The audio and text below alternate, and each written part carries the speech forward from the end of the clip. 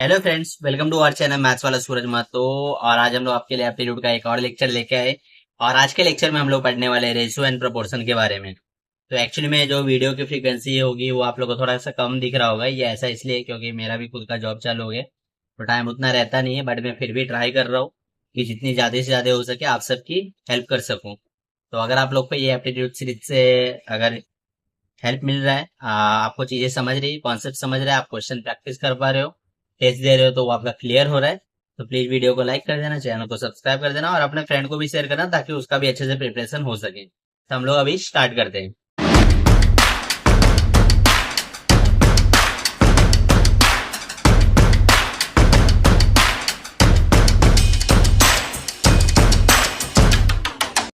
और आज के लेक्चर में हम लोग जो टॉपिक लेके आए वो है रेशियो एंड प्रपोर्शन।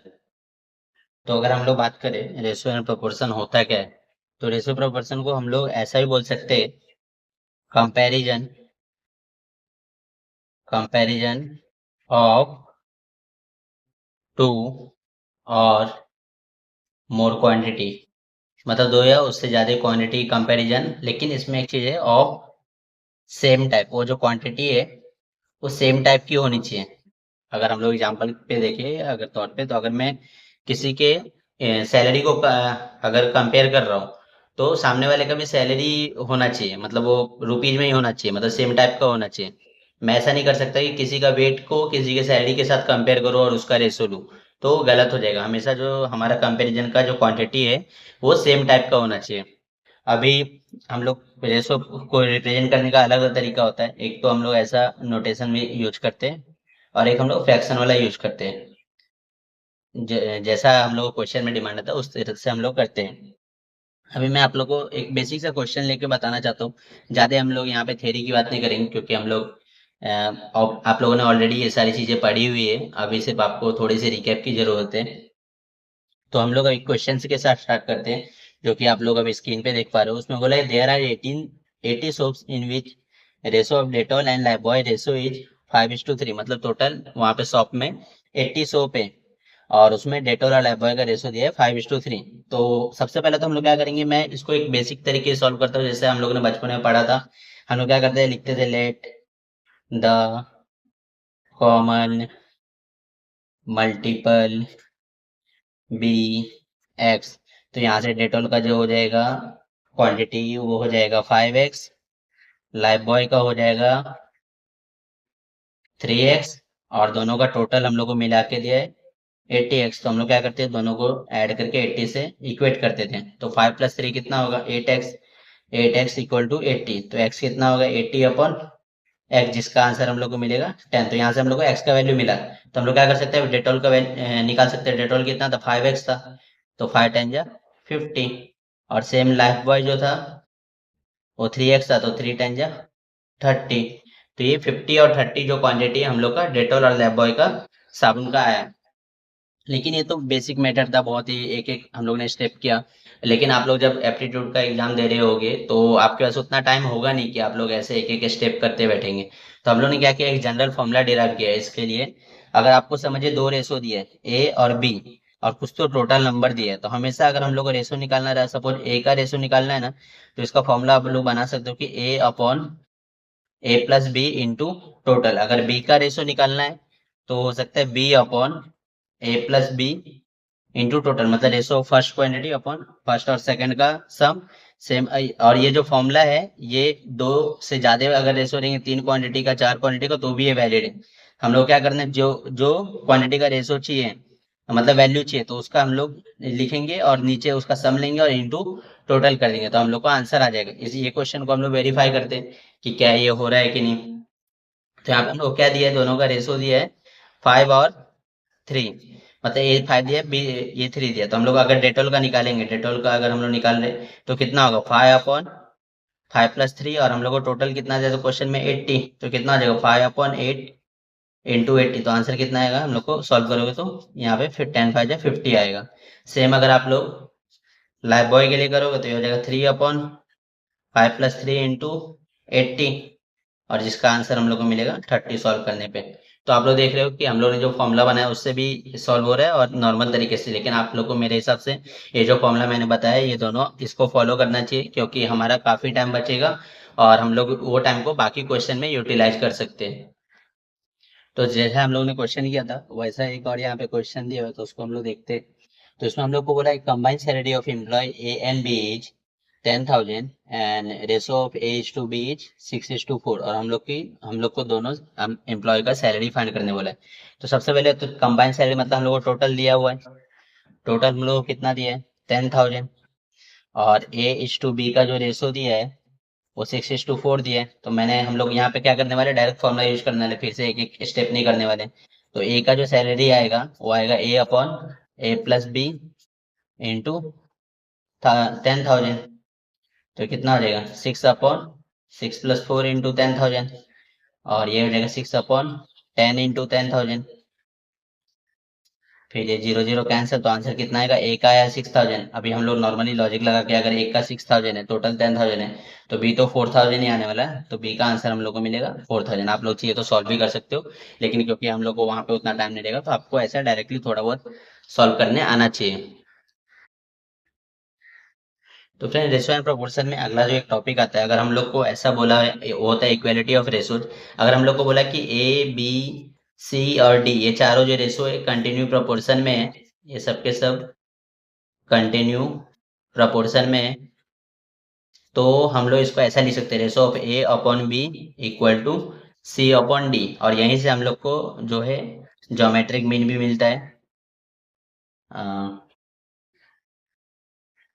अगर ज्योमेट्रिक मीन ये हम लोग कैसे निकालते हैं, हम लोग को ऐसा रेशो दिया होगा ए बी बी और सी, तो इसमें जो है ना ये आंसर आता है B² equal to root of A C, sorry B equal to root of A C, B² equal to A C आता है। और इसको हम लोग कभी भी अगर मीन प्रोपोर्शनल पूछा होगा तो हम लोग ऐसा निकाल सकते हैं कि अगर दो नंबर दिए, सब हम लोग को दिया है यहाँ पे 10 और 8 दिया है, और इसका अगर मुझे मीन प्रोपोर्शन पूछा है तो इसका आंसर आएगा रूट ऑफ 10 × 8, जो कि होगा √80।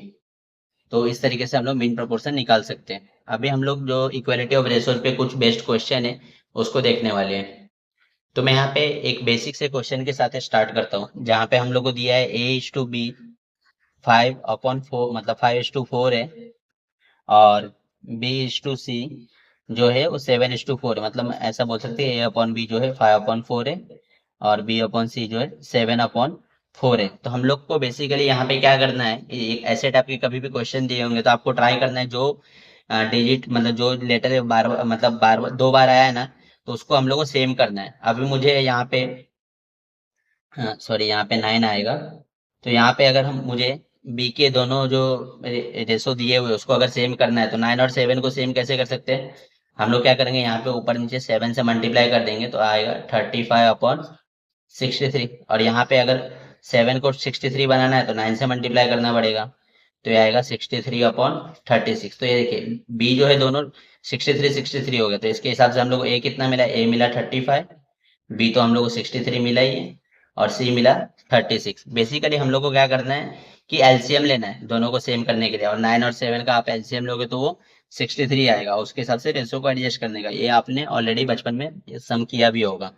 अभी इसी टाइप पे सम एक बेस्ट क्वेश्चन है कि Adam got thrice as many marks in maths as in English. ये जो क्वेश्चन आप लोग स्क्रीन पे देख पा रहे हो, तो इसमें हम लोग क्या बोला कि एडम को जो मैथ्स में है ना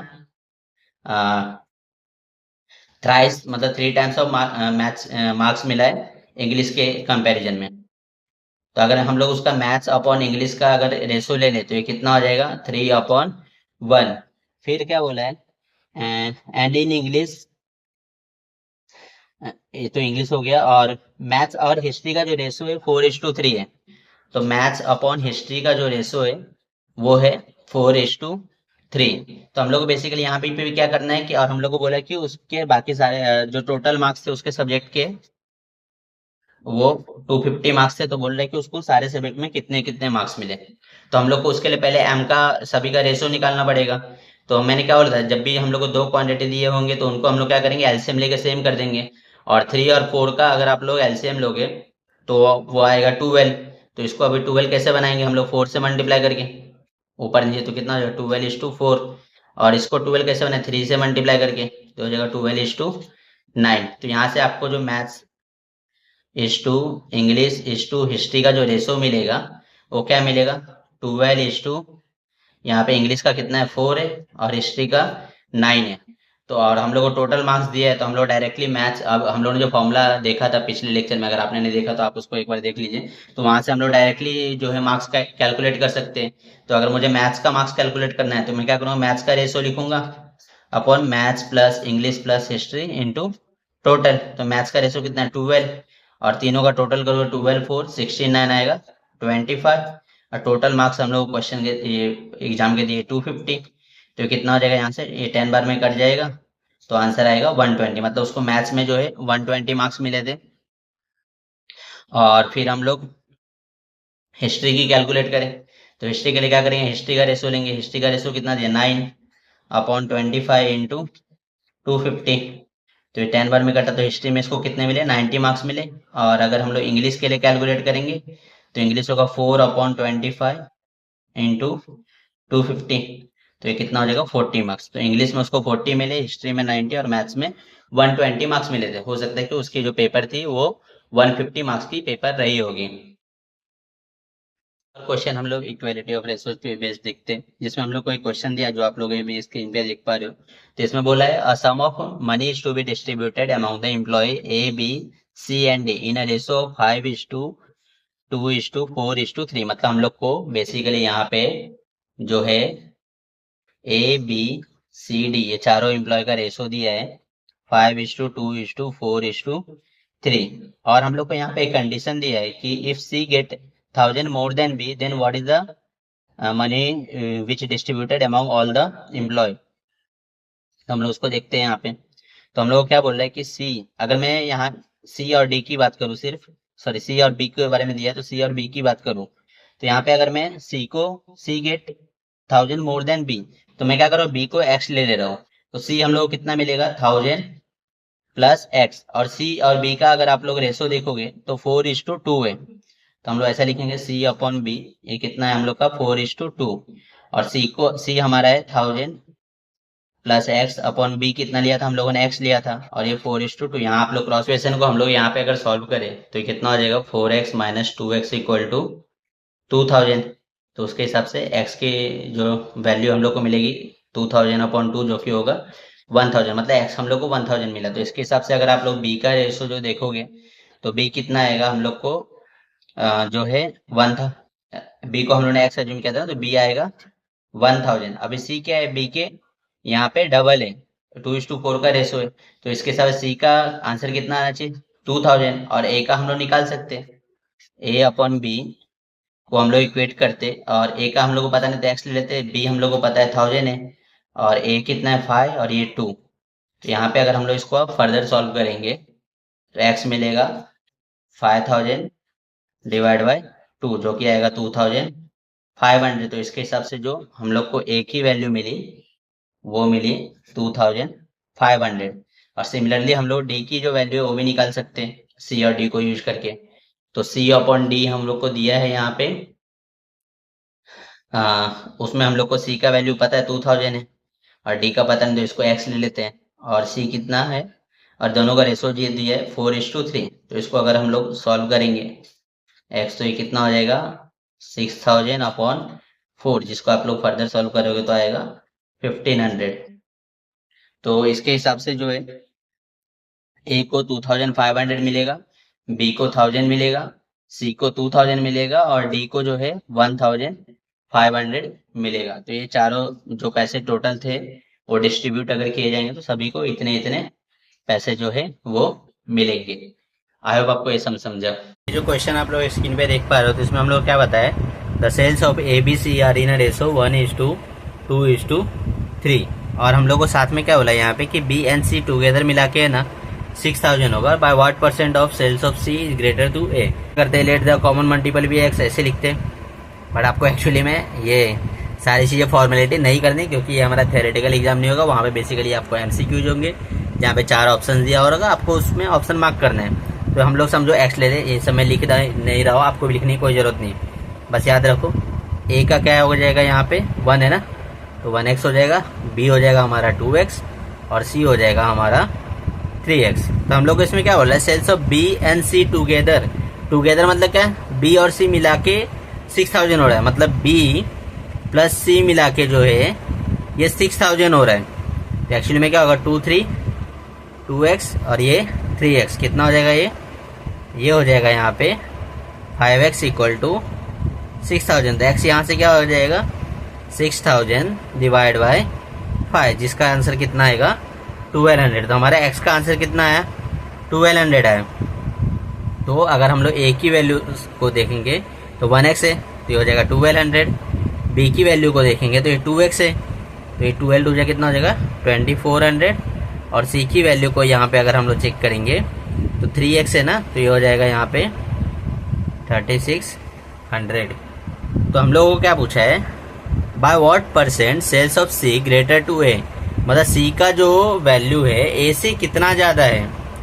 तो अगर आप लोग यहाँ पे चेक कर रहे होगे तो ये समझो 1200 है ना, इसका 100% हम लोग बढ़ाएंगे तो कितना हो जाएगा, ये हो जाएगा 2400।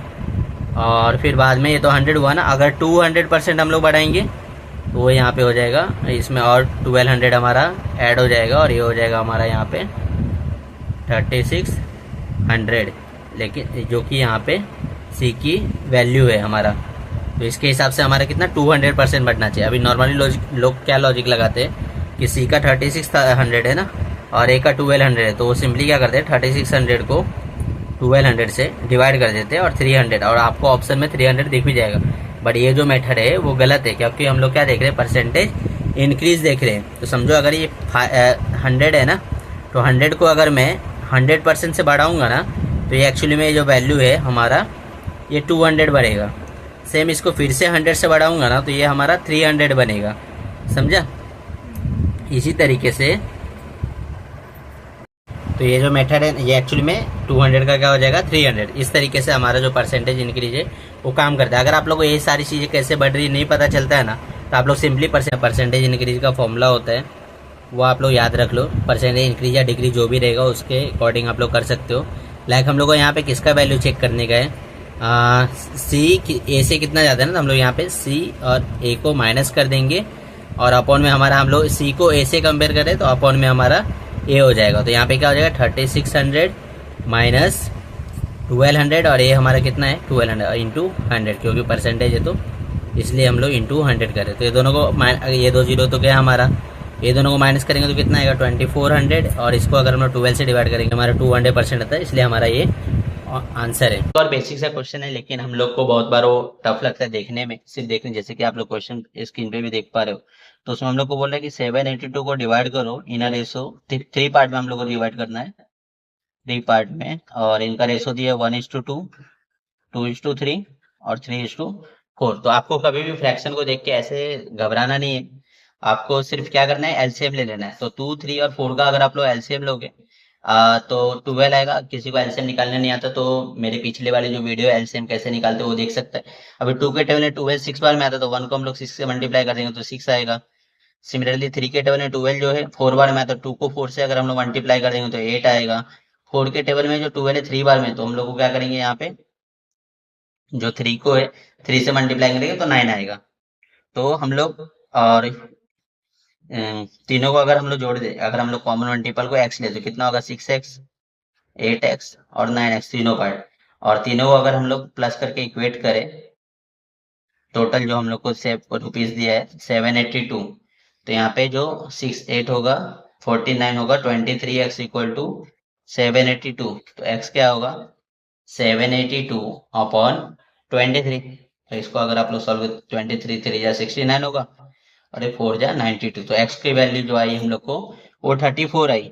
तो हम लोग को तीनों पार्ट जो इसको निकालेंगे, फर्स्ट पार्ट हम लोग को क्या मिलेगा, फर्स्ट पार्ट मिलेगा 6 इंटू 34 जो कि होगा 4 6 जा 24 कैरी 2 3 6 जा 18 2। तो ये अगर 204 है फर्स्ट पार्ट। सेकंड पार्ट अगर हम लोग निकालेंगे तो वो हम लोग को आएगा 8x, मतलब 8 इंटू 34, तो ये होगा 8 4 जा 32 कैरी 3 8 3 जा 24 और 3 होगा 27। और अगर हम लोग थर्ड पार्ट निकालेंगे तो होगा 9 इंटू 34, इसका आंसर आएगा 9 4 जा 36 कैरी 3, 9 से 27 3 होगा 30।